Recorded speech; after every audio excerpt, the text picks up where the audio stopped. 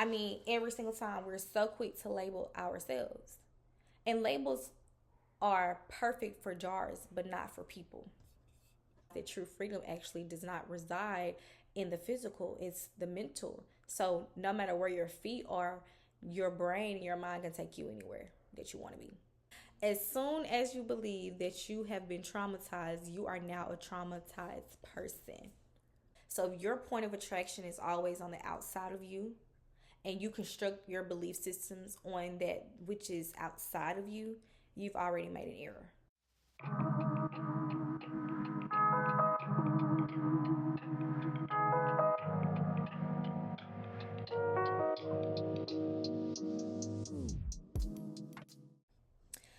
Welcome back to another episode of Here We Grow. We are growing for real and not for show. I am your host, Kiancela Burge, your girl Kiki, and this is my co-host, my beautiful mommy, Mama Kiki.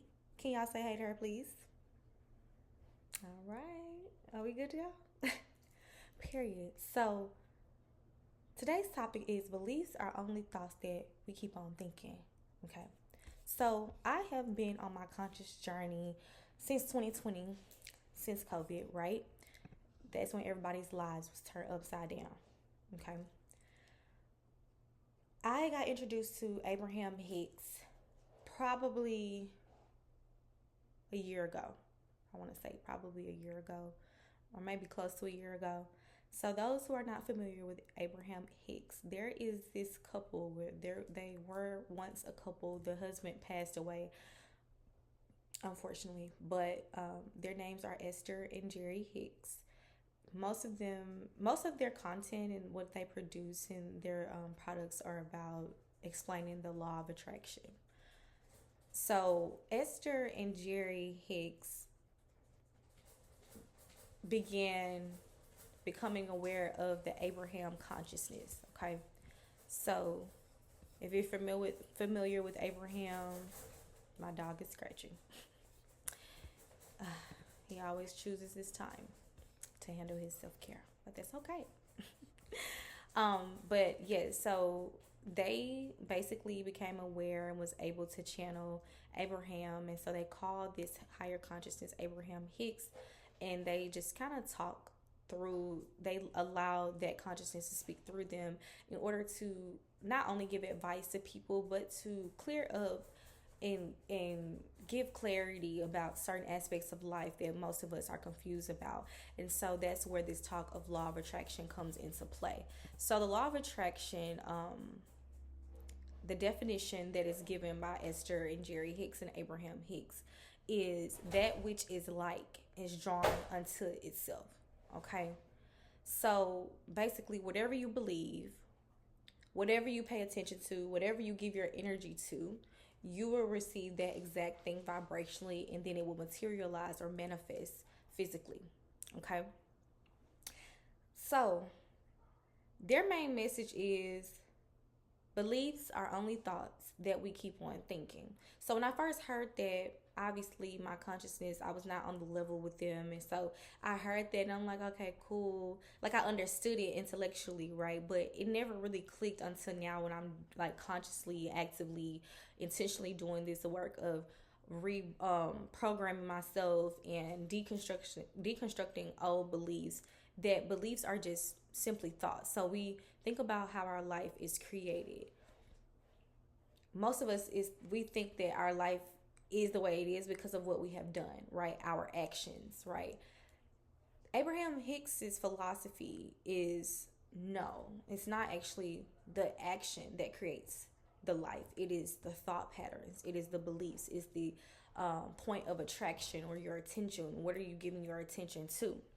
So we got to go back and we have to see what belief was in the definition of belief, or how it evolved over time. So the definition of belief, according to the Merriam-Webster dictionary, means a state or habit of mind in which trust or confidence is placed in some person or thing, okay, without having any knowledge. So this can relate to religion, right?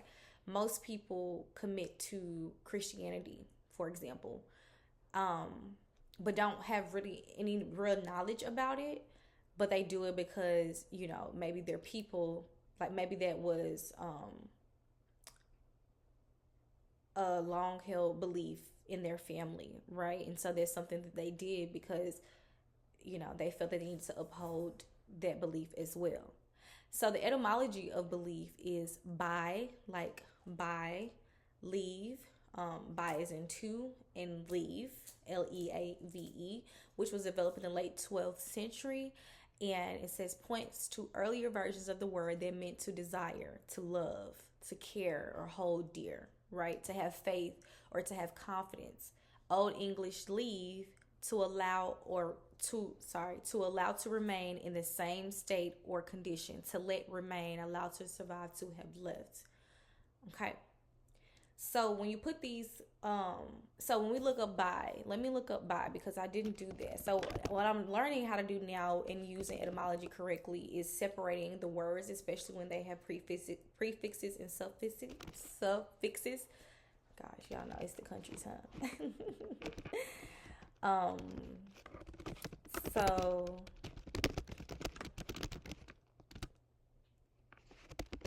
sorry, I had everything together.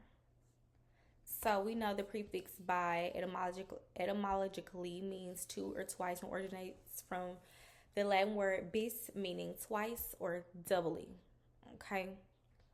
So what's so interesting about believe that originated as by leave is having faith or having love something that you can allow to remain in the same state of condition. I know that's confusing, right? You, when we believe something, we live our life by it, right? So I wanted us to talk about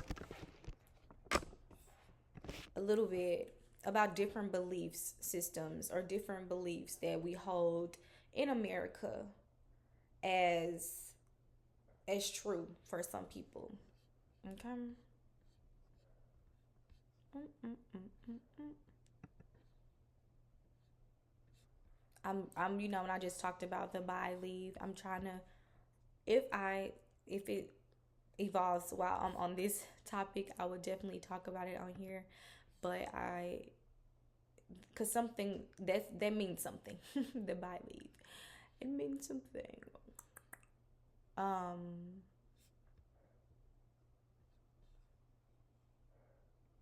I'm replacing all English belief, faith, to care, desire, love.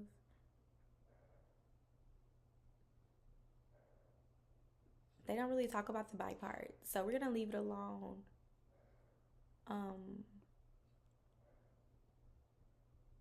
yeah.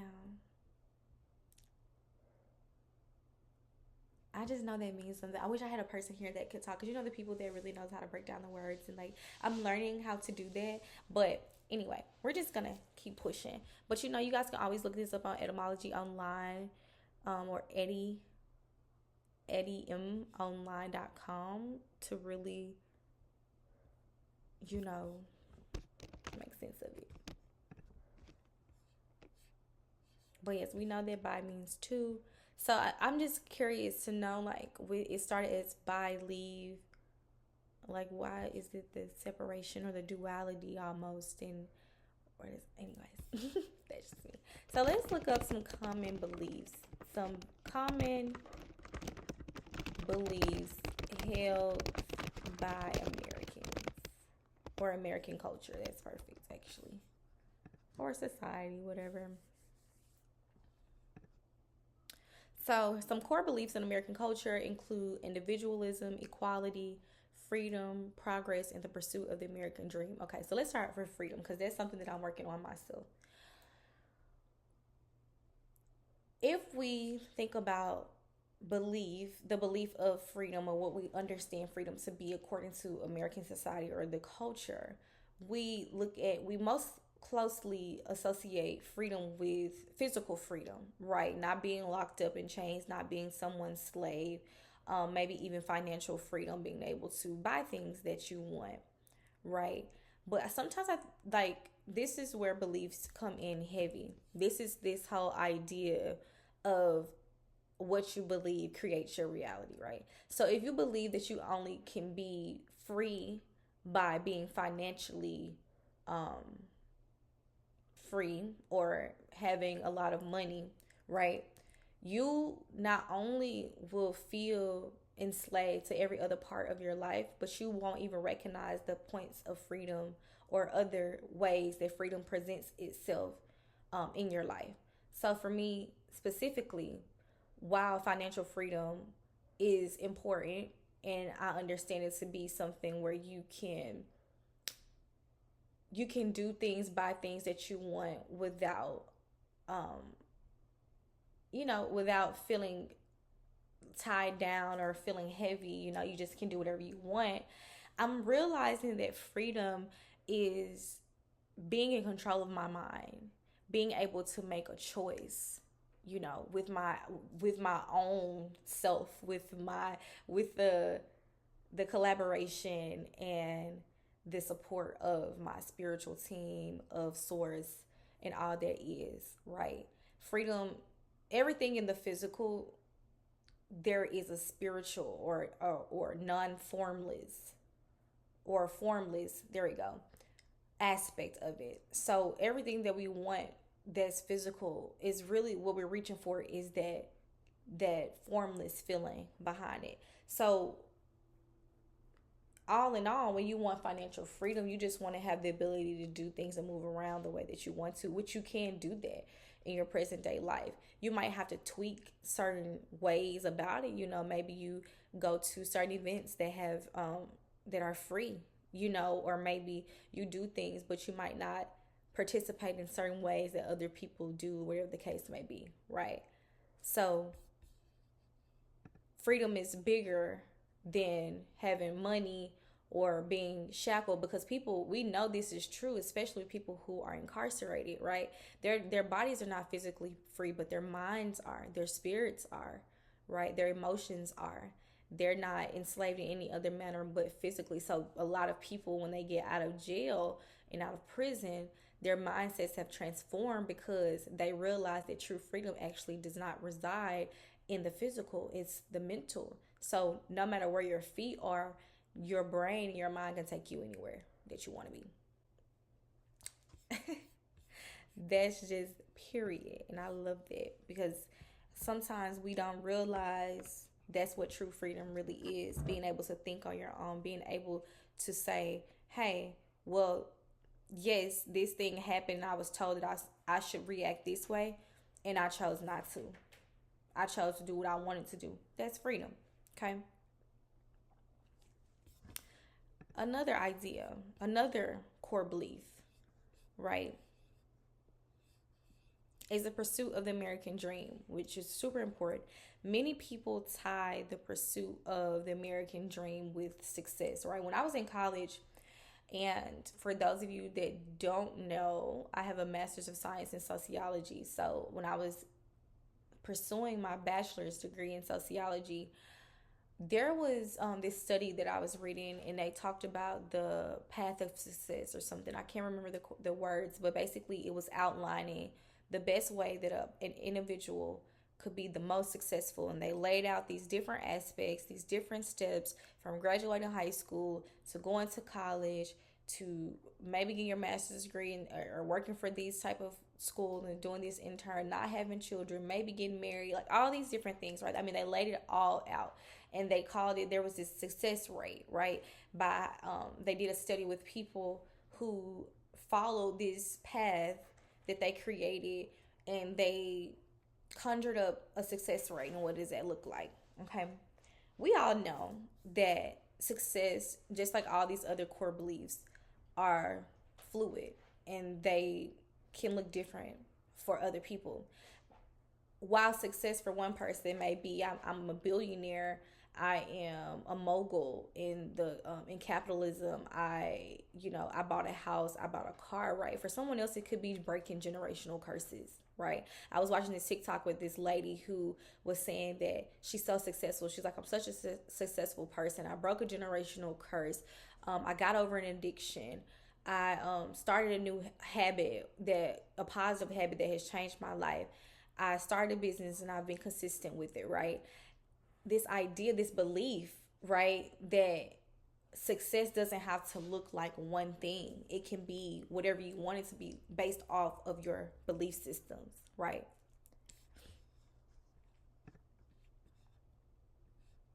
Okay.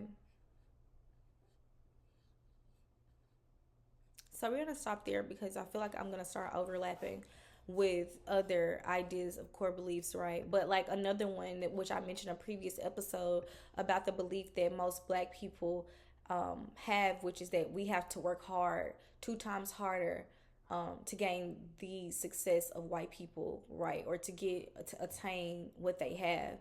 And so what happens is when we have such heavy limiting beliefs, they lock us into a mentality, a way of life that we live by. And then when our life is not producing or materializing the way that we want to, we tend to feel very sad or upset about it, disappointed, because we're like, well, this is what success is. And what happens is that is the moment where your belief system needs to change, period, point blank.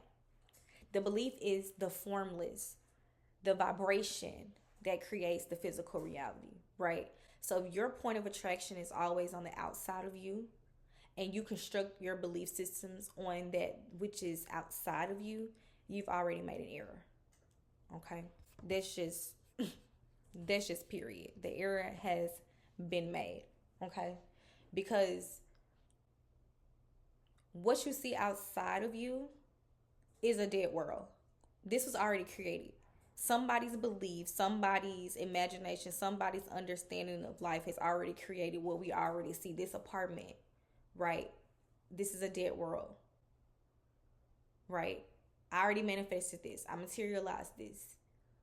So if I allow this that already has been materialized, that's already basically dead, to control how I feel or to influence the way that I feel, it's a no go, right?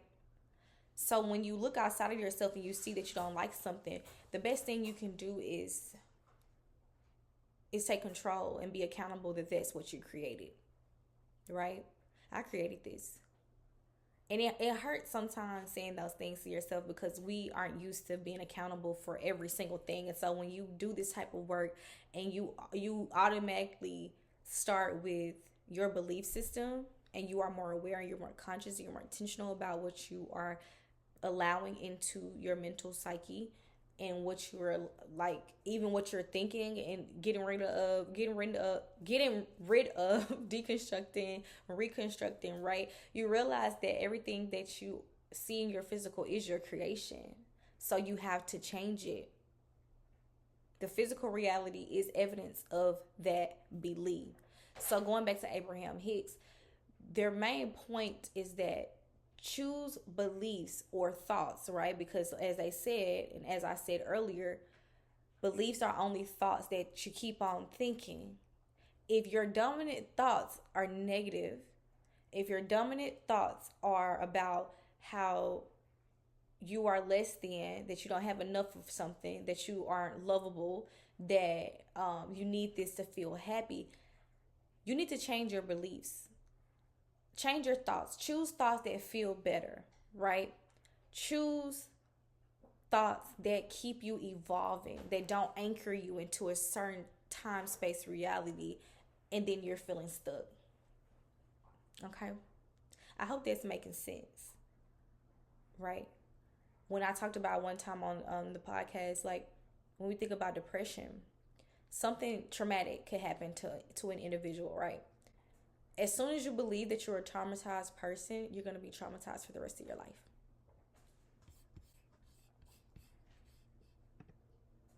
I'm just saying.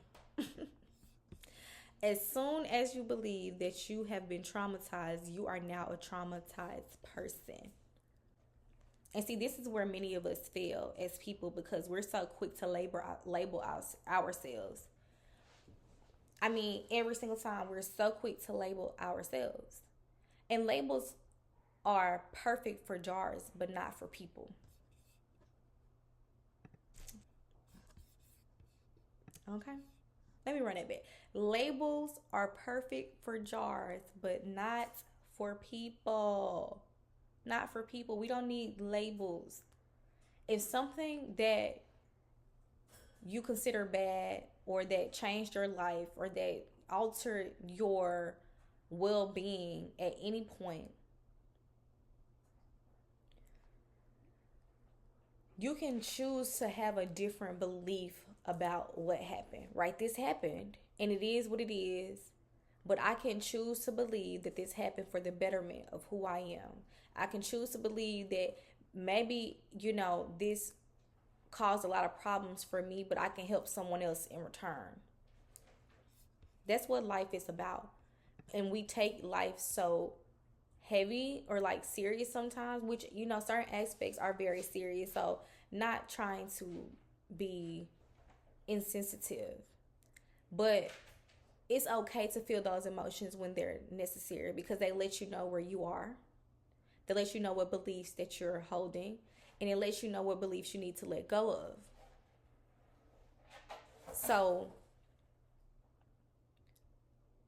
if you find yourself having dominating thoughts that make you feel negative, irritable, angry, powerless, maybe they make you feel like a victim, like you have no control.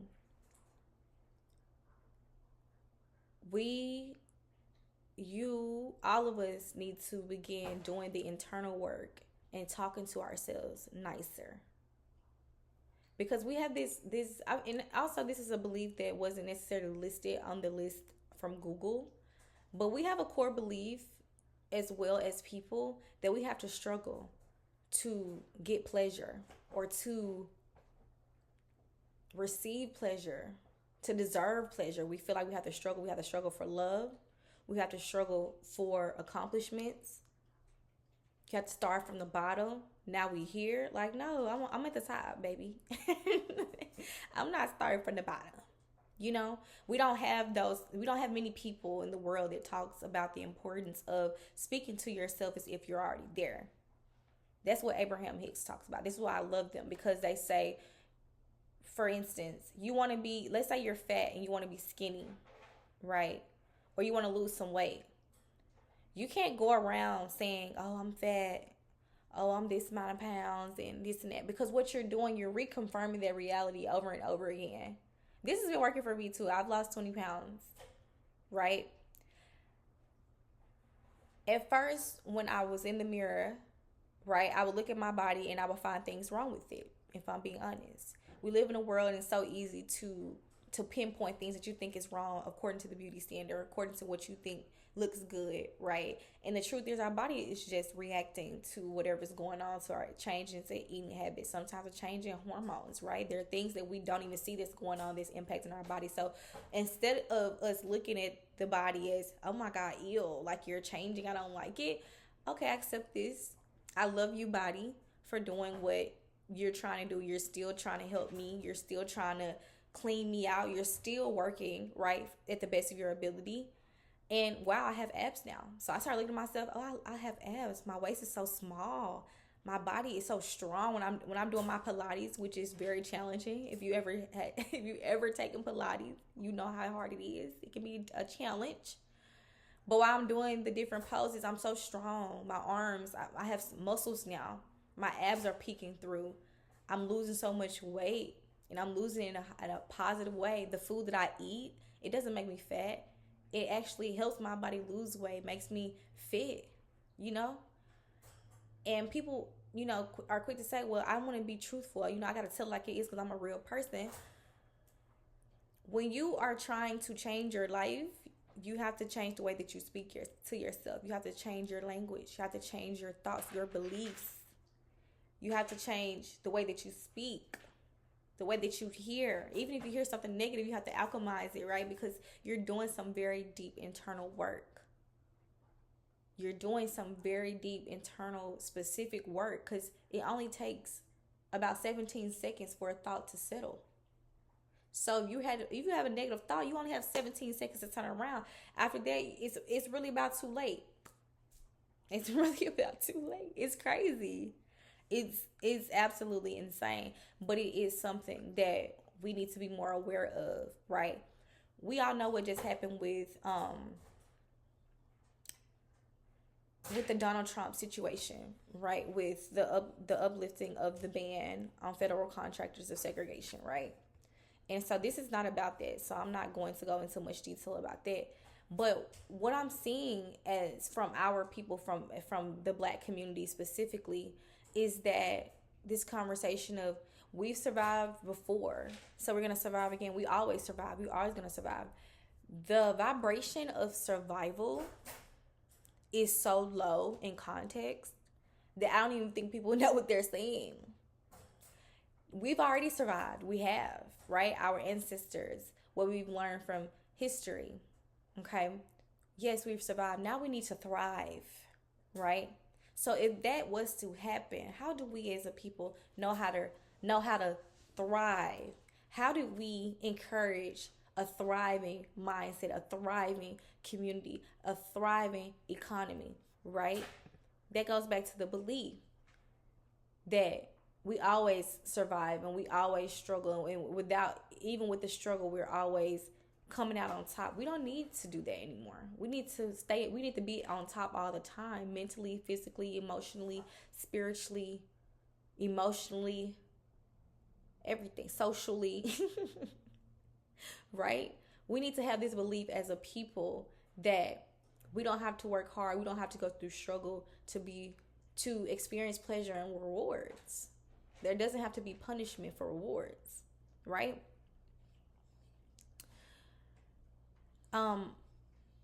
This quote by Don Miguel Ruiz in The Mastery of Love said, "Whoever controls the belief controls the dream. When the dreamer finally controls the dream can become a masterpiece of art." And what he refers to the dream is reality. We already know it's all a dream. Life is but a dream, okay? Which is why people are living so many different lives, because our perspectives and our points of attraction are just all over the place. But it's our dream, right? And so once we control the belief that we are strong, that we are powerful, that we are worthy, that we are lovable, that we can have whatever that we want, that we can get whatever that we want. We don't have to work hard for everything because we're attracting at all levels, right? We control the dream, and then we can create whatever we want, whatever masterpiece that we want. It doesn't have to be what society or the American culture, whatever culture says it has to be. It can be exactly what we want it to be, right? So your life is made up of your beliefs, okay? Whatever you believe, you're creating on a daily basis. What are your beliefs? What are you creating? We say we don't abuse ourselves, or we don't hate ourselves, and we love ourselves, but subconsciously, do we? Because the subconscious mind is always telling us what's really going on, right? That's why it's important to start implanting different thoughts, speaking highly of yourself. We know that the tongue has a power of life or death, speaking life into ourselves, into others, because others are ourselves, are us, right? So I want to just leave you with this quote from Think and Grow Rich. He recognized that face, but he also recognized the truth that the only limitation is that which one sets up in one's own mind. Everything starts with the mind. Everything in this world started from an idea, from a belief, from a desire, right? with that earlier version of the word belief, to love, to care, hold dear for, to desire, to have confidence in, to have complete faith in. Once you start changing your beliefs, you will no longer feel limited. So, I challenge you and I ask you, what are your beliefs? Are you holding yourself back? Are you limiting yourself from the life? Or not limiting, are you holding yourself back from the life that you know that you deserve, the life that you know that you can create? Change your beliefs. It might feel uncomfortable at first. It might. It should. Because what you're doing is you're erasing an old version of yourself, a past version of yourself. You're evolving. So, of course, the old version, the version of yourself that's gotten comfortable, is going to feel crazy and it's going to fight for its life. But it no longer lives here because we accept excellence, extraordinary lives and realities, beliefs, right? So I want you to look within, look at your beliefs, and know that you are the master of your art. You are the controller of yourself. Your thoughts do not rule you. You rule them, and you can reprogram them, and you can begin thinking new things today, right now, which will change your life today, right now. Define what certain things mean for you. Decide what meaningful relationships look like. Decide what a meaningful life looks like. Decide what love feels like. Decide what happiness and joy is for yourself. It starts with you. Regardless of how you've been programmed, regardless of how you might feel that you've been a victim to the system, you are a victor. And you can take back your control and your power today just by changing your thoughts and your beliefs. I love you and thank you so much for being here with me, taking up space here at Here We Grow, where we are growing and evolving one day at a time, one step at a time, and one moment at a time. I'll see you next week. Bye.